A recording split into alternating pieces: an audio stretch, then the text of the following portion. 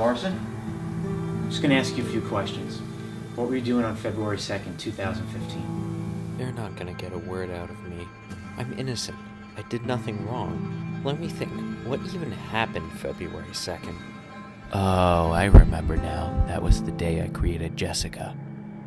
I was pretty lonely that day. My parents kicked me out of my house, and I had to move in with my grandparents. The only thing I wanted was a friend. Little did I know one action would change my life. Sarah Roberts. That's the name of the girl I found. She seemed like a perfect candidate for a friend. So these messages are from February 14th, 2015. Do they ring a bell? I remember that like it was yesterday. That was the first conversation I had with Sarah. March 16th, 2015. Does that date ring a bell? That was another conversation that Jessica had with Sarah.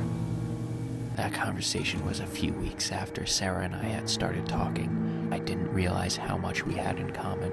We were both so lonely. We just got so close in a matter of just a few weeks. Sarah was honestly my best friend. See this message? It's a very big part of why you're here today.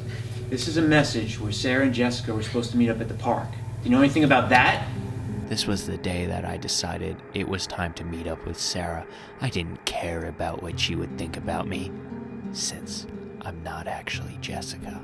We were best friends, and that's all that mattered. See this picture? The person looking at Sarah in this picture looks an awful lot like you. That was the day Jessica was supposed to meet Sarah. Jessica didn't show up, and Sarah never came home. That message was from the happiest day of my life. I met my best friend. I saw she was in the park, and I couldn't resist myself. I had to keep her. I'd never had a friend that I cared about so much. I just ran up to her, grabbed her, and threw her in the back of my car. It was okay, because I told her who I was after I started driving back to my house. She started screaming, but I think it was from all the excitement.